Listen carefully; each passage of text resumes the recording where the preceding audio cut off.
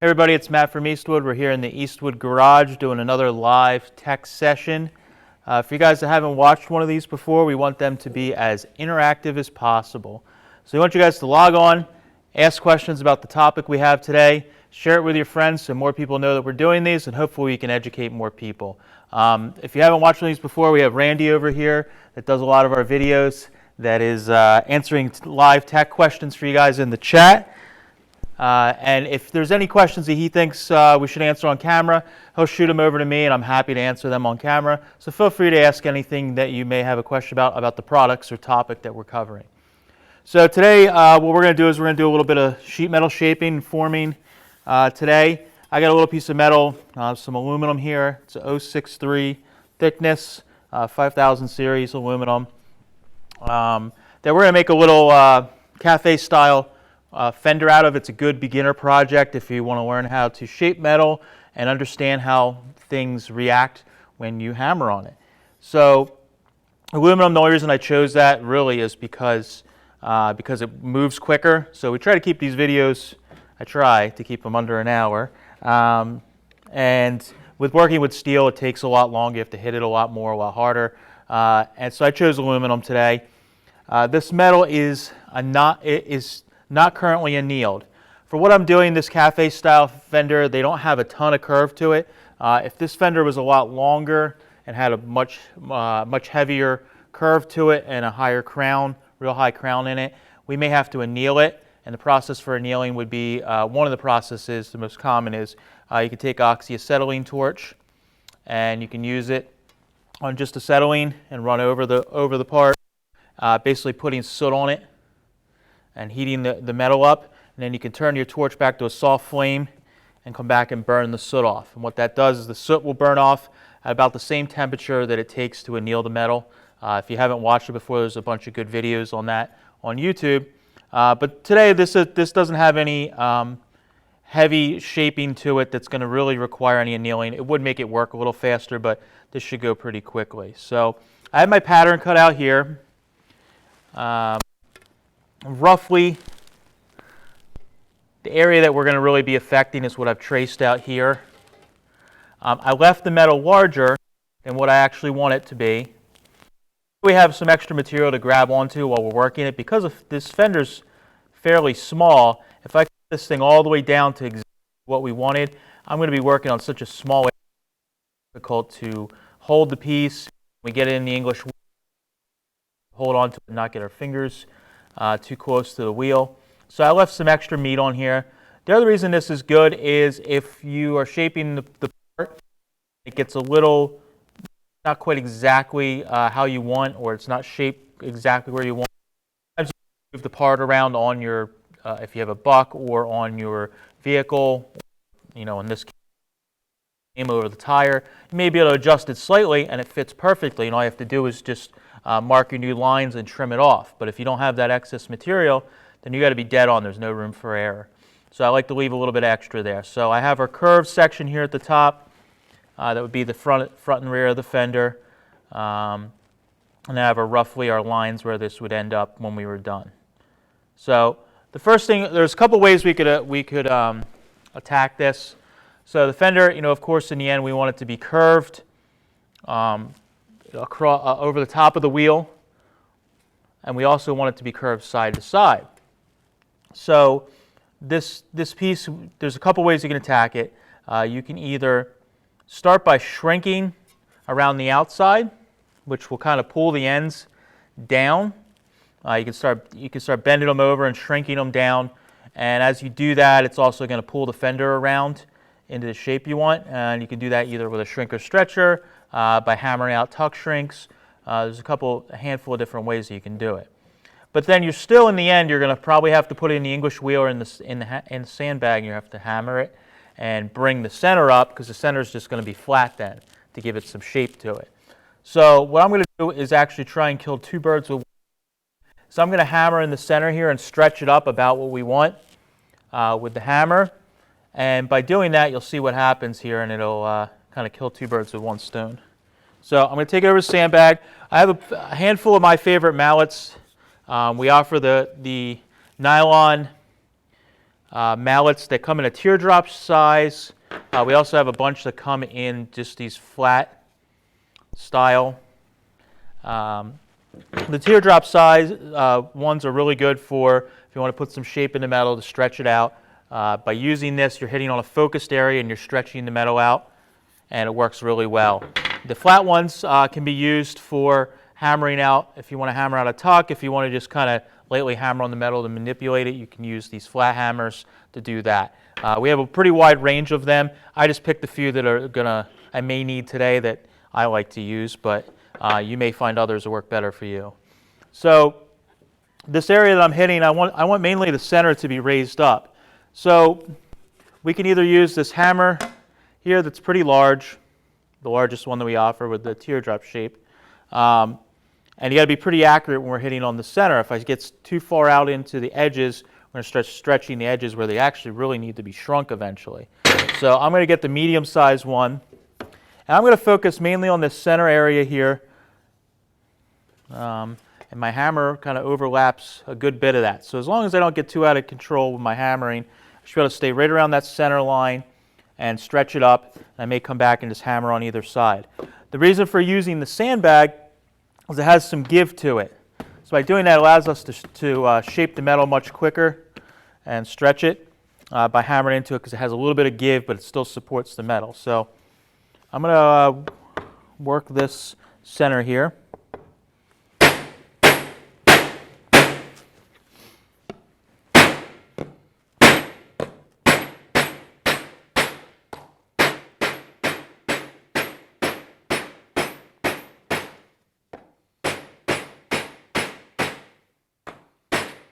So I did a pass, just of single hammers that you might have seen on the center, just to kind of get my my line going to where I wanted to hit, and then I kind of worked in between those and filled them out. So you could see just what we've done is raise that center here. You can see where it's rippled. It's got some highs. And it's definitely raised up. Now the other thing that happened that's interesting that I alluded to in the beginning is when you're working something like this, by stretching up the center and the edges being the way they were, they're actually tight now. And what it does is it starts pulling your ends around in the position that you want them to go. So we didn't have to work this outer edge ahead of time. It's already kind of going in the direction we want. So it saved us probably a round of shrinking in the beginning that we may not have needed to do, and we only just have to do some shrinking at the end. So what I'll do is I'm going to keep hammering in here, get all my hits as close as I can, and keep stretching it up, and we'll see what happens here.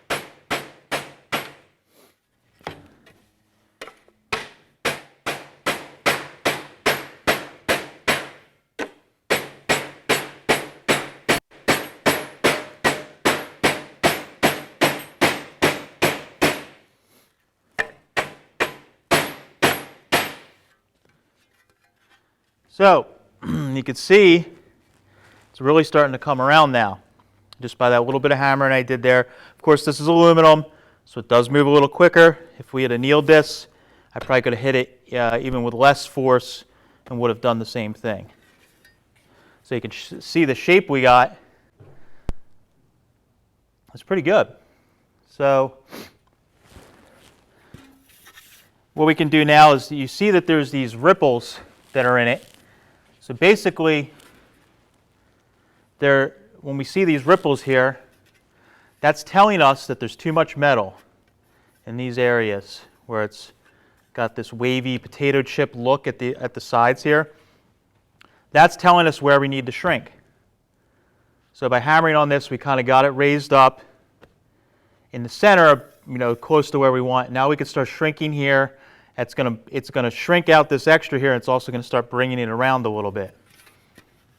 So I'm just going to look and make sure we don't have any big spots that I missed. Right there was one that... Trying to get your hits as close as possible together.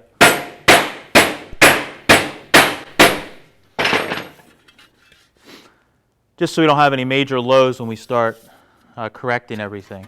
So what we can do, there's a couple ways you can do this. If these were some major ripples in here, we can basically form a tuck and we can shrink these out with a hammer. If you want to do it a little more quickly, or if you don't care about a little bit of marking on the edges, what you can do is you can use our shrinker stretcher setup, which I'm going to swap out here.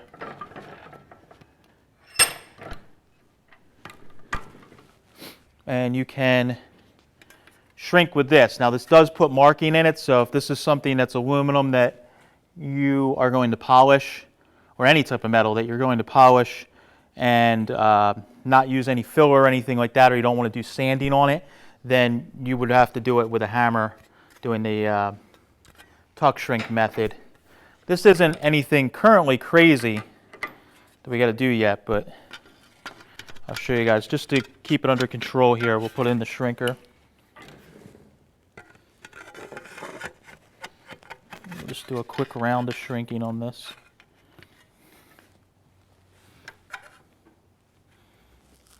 If you got any questions, feel free to shoot them while I'm doing the not fun part here.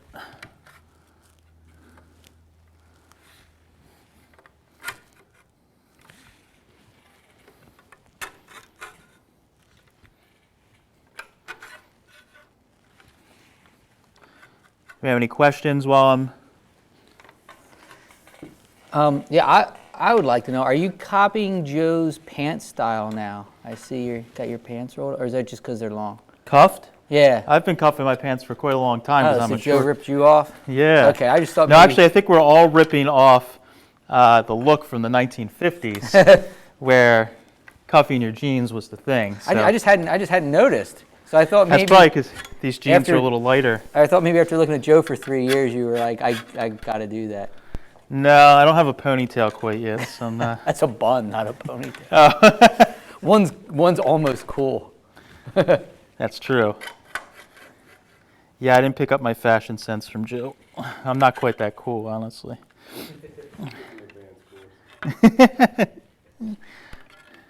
Joe might be doing a video on fashion styles for you 20-somethings. Plus, it looks like there might actually be work done in those jeans. Oh, yeah, my jeans. Poor Joe. Yeah. Joe's our camera guy, who many of you know from the live TIG video. You're fans of him. If you haven't checked it out, check out the TIG welding video. It's got probably 500,000 views by now. And Joe was the camera operator. Yeah, Joe did a good job. It's a difficult job to film TIG welding, most definitely. But some of you guys on YouTube are a little brutal sometimes, to say the least, and Joe gets hammered a little bit. So what I did is I shrunk the edges, and we're starting to pick up a little bit of shape here. What it did is it started pulling our edges around. Now again, we could hammer and shrink that in. If this was something where I was going to polish it and didn't want these marks in it, I would not use that method. I would have to hammer and shrink it in. Now I could see that already. I have a little spot in here that's low. That's an area that probably needs a little bit. I might have missed with a hammer stroke in there, and it's stretched up around it, but right there it's not. So it's good to address these spots before you start getting too far out of control.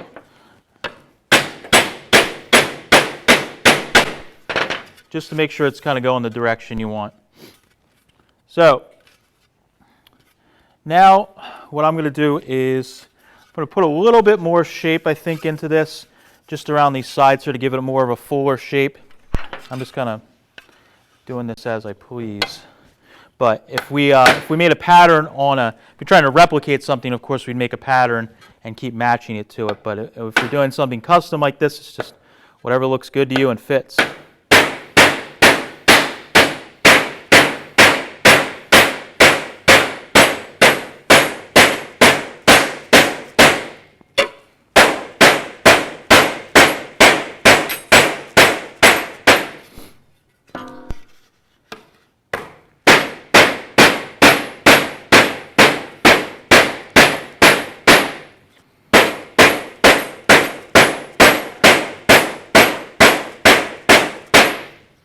Again, I'm staying away from the edges where we shrunk just to keep us from having to stretch out the area that we just shrunk. That's going to cause us to go backwards here.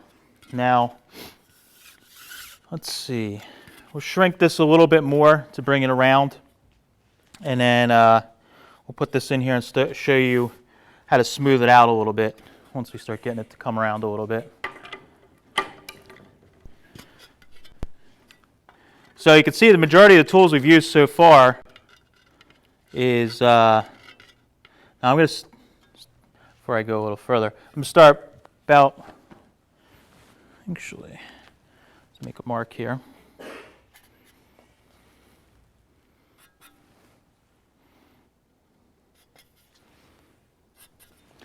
I'm going to hit this center section a little more because we want it to start coming around a little bit more. So we'll start shrinking.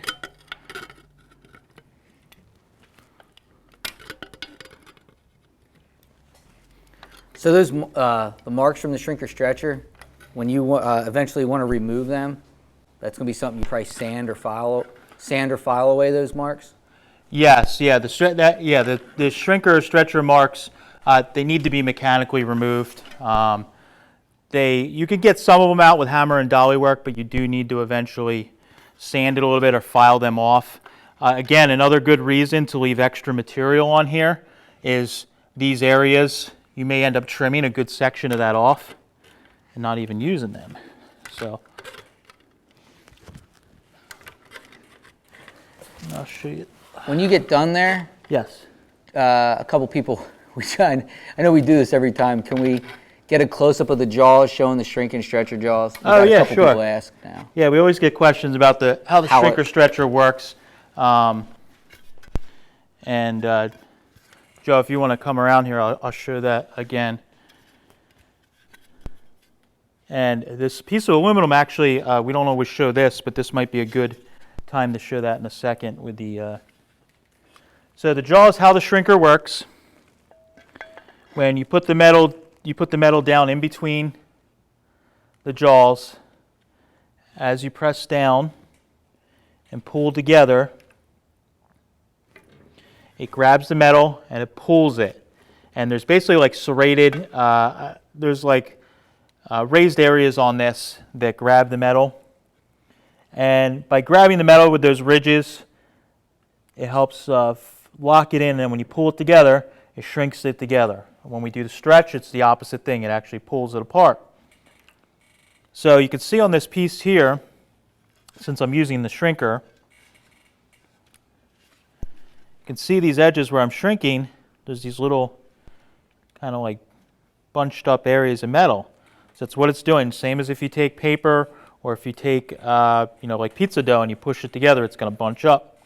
So you can do the same, basically the same thing as what you're doing with your hands with paper or something like that. But you can see that there's these marks here. That's basically where it's shrinking and pushing the metal together and bunching it up. So there's little highs here that I can feel. You can probably kind of see them. But that's what's causing, that's where the shrinking's occurring. So we want this guy to have just a little more, and then we'll show you in the wheel. So basically what we're going to do is if we're going to keep going back and forth, working it to get it where we want it to be. So I'm going to do one more round of shrinking, help bring this edge around.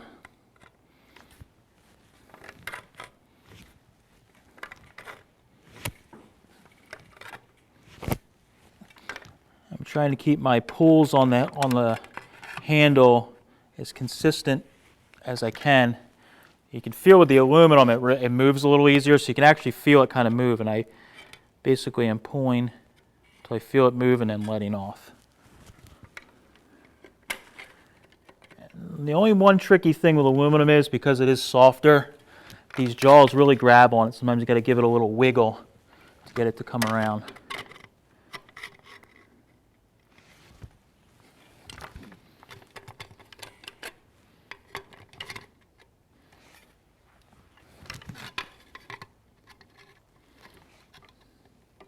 Now what we're doing by doing this, it's also bringing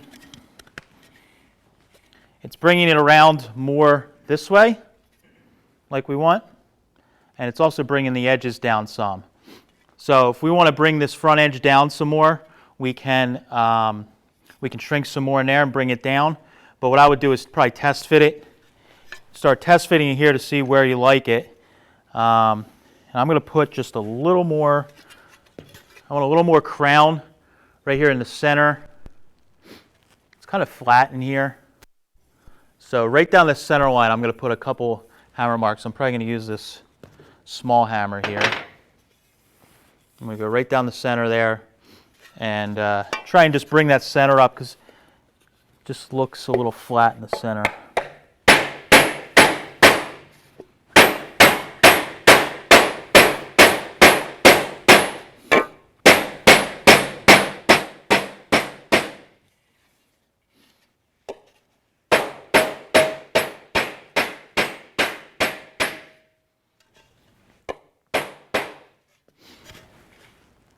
What gauge aluminum are you using again?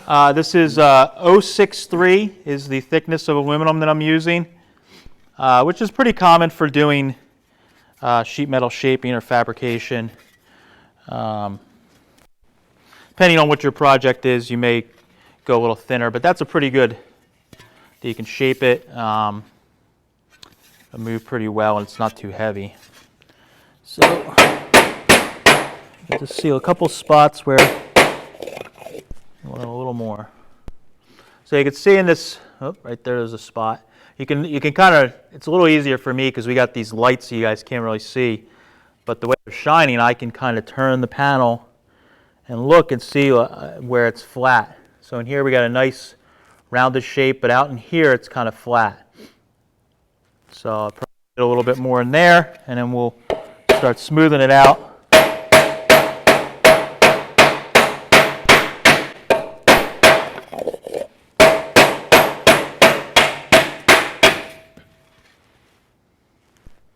Getting a little better.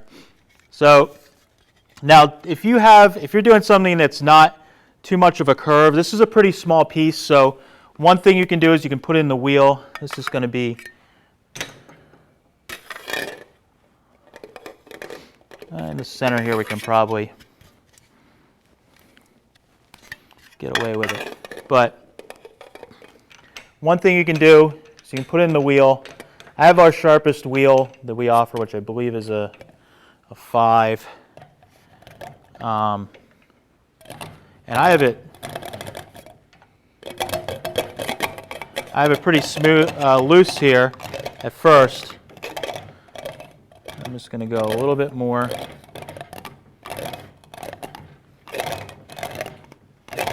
All I'm doing is just trying to roll some major highs out right now. So the wheels are barely even touching. And I could feel up in here we have a little more crown. It's a little more raised. It's starting to hit the edges of the wheel, so you don't want the wheel to hit in the edges. It's going to put big lines in the part.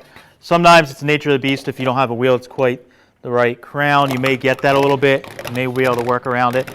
But if you're getting heavy marks in it, you're probably going to have to move to doing it by hand.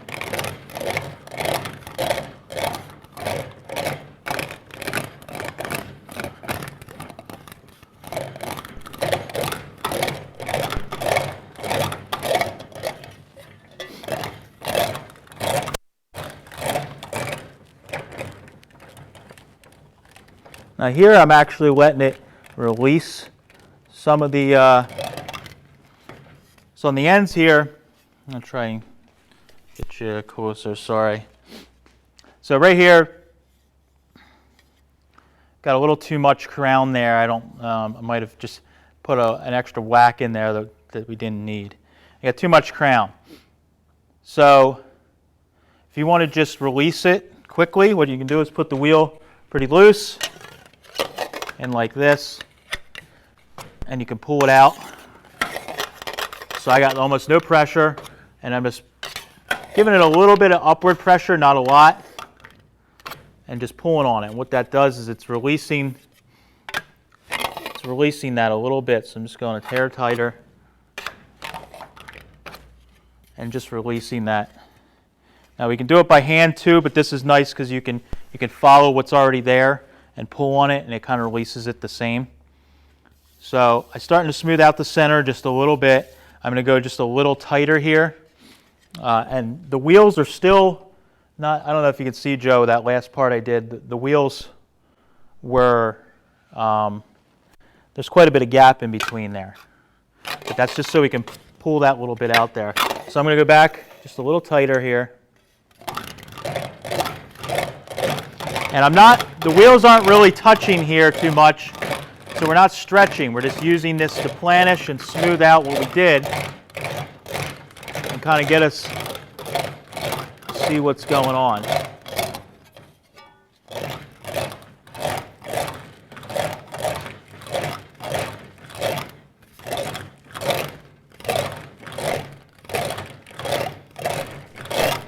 And I could already see in the light some spots. I don't know if you guys can see, but like right in here, there's a hammer stroke I missed. So that's a nice thing by doing this with the wheel lightly. You start to see how it's planishing it out, and you can start to see little spots in the metal where maybe you need to add a couple hits to raise it up. You can use the wheel some to bring it up, but there's a couple here that you might just be able to do a quick hammer stroke, raise it up, and then smooth it out real fast. But I'm just trying to get these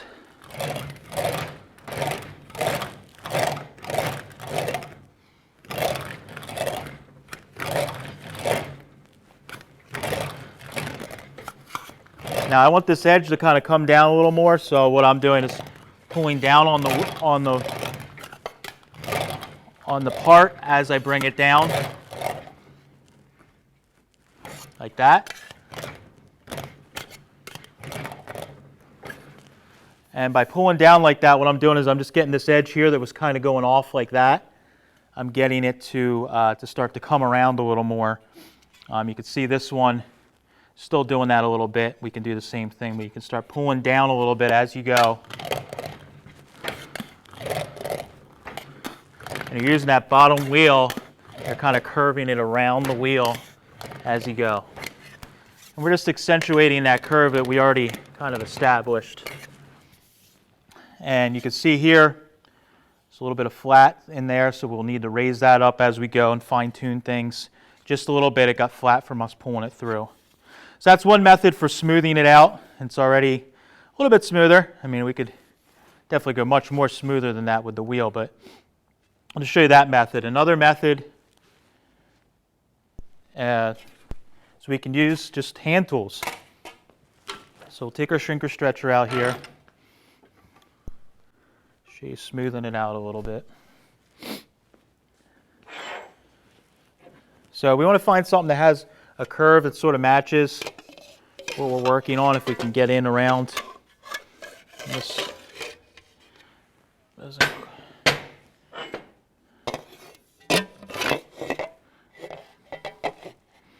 So if we have something that's too flat, like the top of this is pretty flat, and we put it in this piece that has a curve to it, this is a common mistake people make. I don't know if you can see in there the gap underneath. So if we went to use this, yes, it fits in here sort of close, but what's going to happen is if you start hammering on this dolly, you're going to start flattening out the center because it's not supported. All we're trying to do is smooth. We like the shape. You use the hammer and the sandbag to rough in your shape real fast, get your crown in, and then you come back and use the die. So we can use it this way, but it's probably not going to be too good. So we'll probably use this guy. Actually, I have a round die here. Yeah, these are two.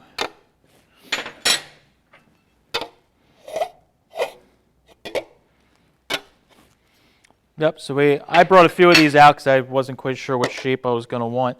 So you might have to dig through your box and find them. But those are our T-dollies that we offer, our post dollies. You can use them to smooth out, but we can probably use this side here and just do a little smoothing on this. And don't be afraid to hand manipulate what you're doing there. So putting the shape back into this part that we pulled out when we were smoothing and pulling that end down.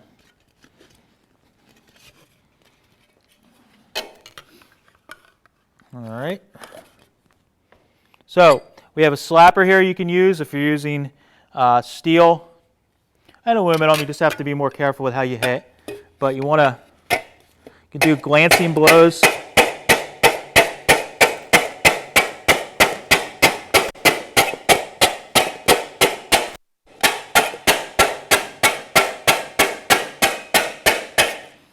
And just hit. What you can see is as you're hitting, it's doing a similar thing, but you can see the spots that I'm hitting, it's highlighting those high spots. So you know that you need to keep working on them till you get them smoothed out. The wheel is doing a similar thing, but it's a little less distinct. So use that. Now if you have, this is for this particular project, may not be the best time to show it, but I figured it would be good. If I was doing aluminum fender, I might not use this necessarily. But if you have, this is our slapping files that we offer. So they have a file. They're just basically like a bent file almost, but they're a little thicker. They are narrow on the end for a grip. But what you can do is when you hit on a part, it'll actually highlight even more so, like that was doing, your lows and your highs.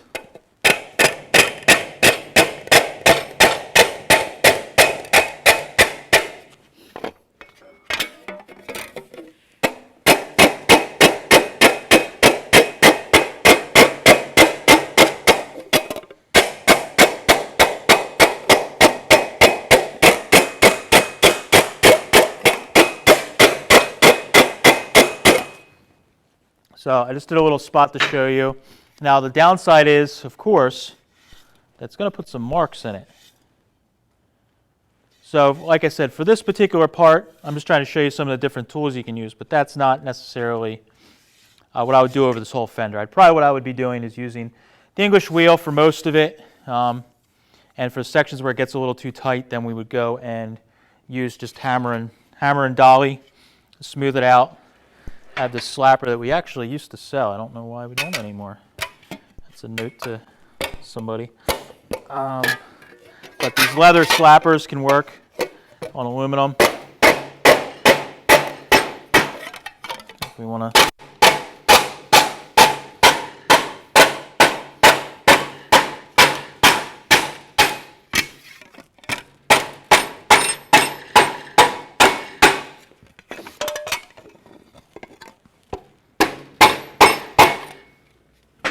So you use this leather slapper, go back and forth. A few different tools you can use there. So what I would go is test fit from here.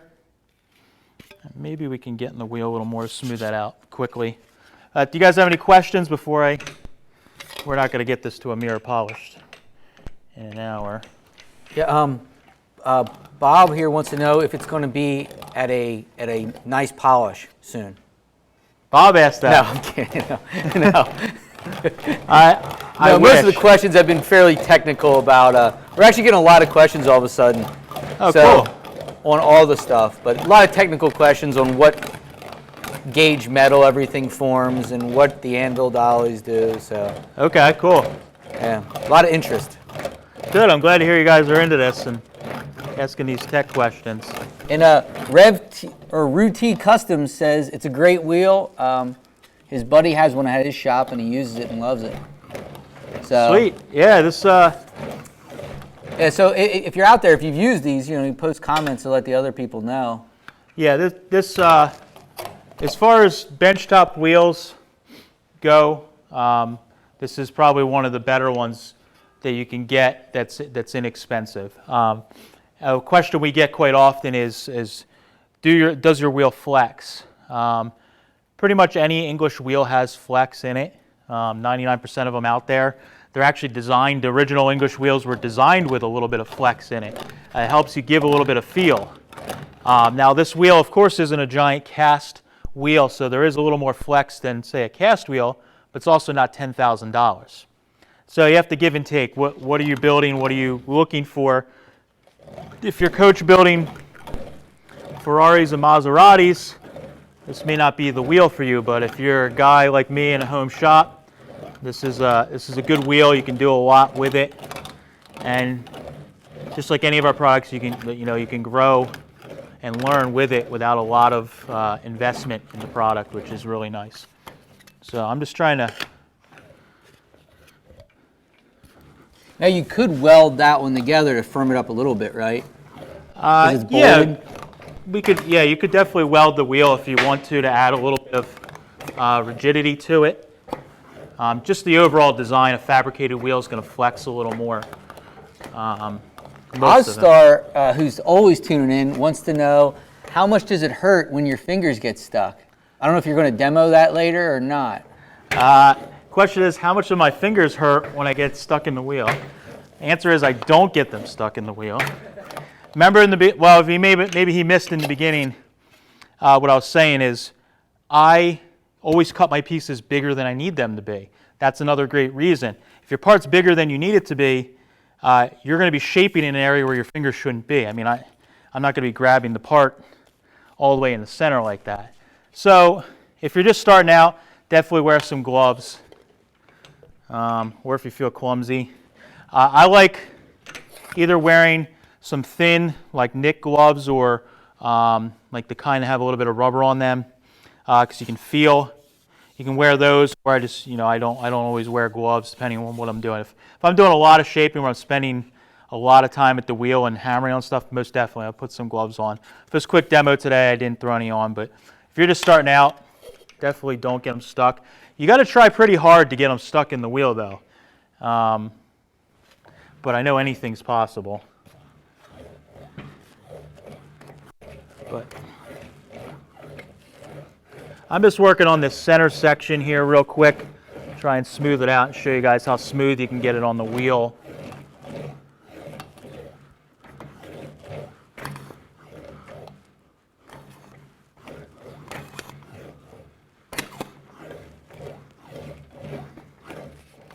You can hear it not making as much bouncing sound, and that's when you know you're starting to smooth out some of those highs and lows. We're still not really stretching here. All we're doing is just smoothing it. I don't have really any pressure between the wheels currently.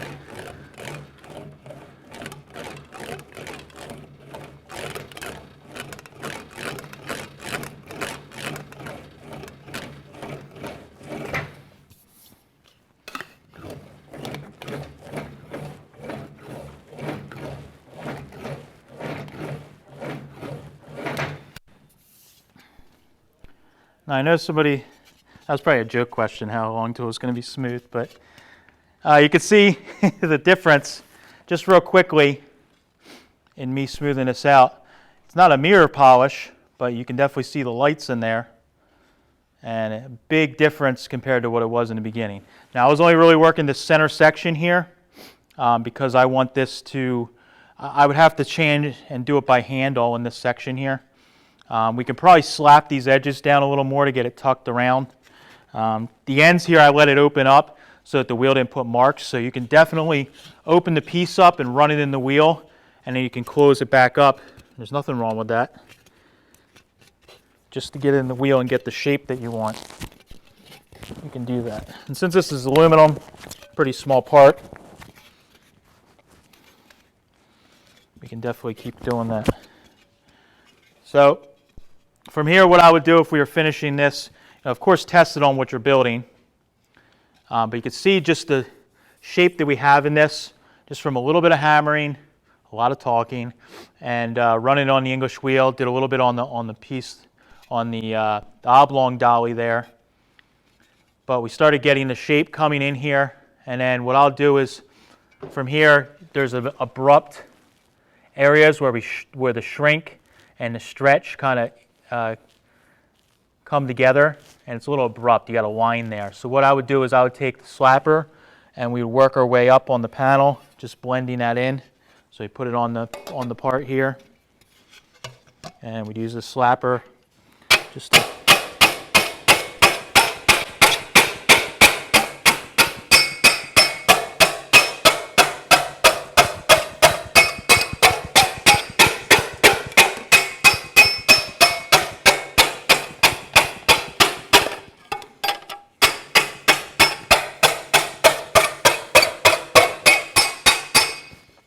And what we can do is get rid of that hard line there and start smoothing it out. So just to get rid of that hard bump, and then you keep working back and forth. So I would get to here, test fit it. If we want to get more curve in it, we can start shrinking it more on the edges. We can, if we want more crown, we can hammer it more in a particular spot. Like if we want crown right in the center here, we could hammer on it more in the center and get more of a crown. You could still, if you wanted to put a bead or something in it here, you could most definitely do that. But just depends where you have to go. But from here I would test fit it on the vehicle, but you can see how quickly we got into our shape, our general shape, just in the little bit of time I was actually working. A lot of it was talking, but see if I can get just in there. You can see the reflection, and the reflection will tell us where there's lows and highs. This side here isn't, and I see some in here, a little bit in there, but down on this side there's definitely some more. We need some more stretching around these edges to fill it up. What we're trying to do is every time you hit on it, you're filling it up to kind of blend it all into where we shrunk and bringing it out so that it's all the same. You can get a radius gauge and do that. But you can see on this side, out in here it's real flat. I mean, it's bent over because I bent the edge there by hand, but in here it's flat. It's not bulbous. It doesn't have that crown like we want that's more in the center here. So take it on the bag, we'd hammer it a little more here, hammer it a little more there, find any other spots, get them up if we were happy with the shape. But it depends what you're doing. It depends on where it is on the bike, where you might want it to be. I'd probably want a little more curve on this. And also remember, the actual fender is this size. So you're going to eventually trim off a lot of that fat there. Once you get a little closer, you can start trimming some of this off. So if it's fighting you and all this extra material on the edges is fighting you, then you can trim it off. But you can see where I shrank versus what our actual little spat would be.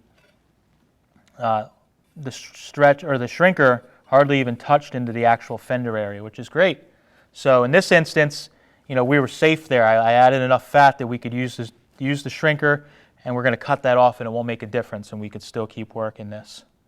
So that's another good reason to trim this out larger than you need it so that you can trim it down. But any other questions? That is all the questions we have for today. I know we're probably getting close to time, so 45 minutes, I think. Wow. Look at that. I think that's what we call it ahead of time. Yeah, but we did get scared and change out our hour-and-a-half cards to 3-hour memory cards. So. As you guys know, there's no secret. This is not a quick process. That's why these guys give me crap. Anytime we do this, it takes a long time. So, in this short period of time, I just tried to quickly rough something in. But if you're working this, hours of just working the panel. It takes time, but it's worth it in the end to have something that you built yourself with your hands. But the big thing here is we're just using a handful of hand tools and the English wheel and the shrinker stretcher, and we started making something from scratch, which is pretty cool. So thanks guys for watching. If you have any other ideas for future videos you'd like to see, drop us a comment on the video and we'll do our best to put it out for you. Thanks again. I'll catch you guys later.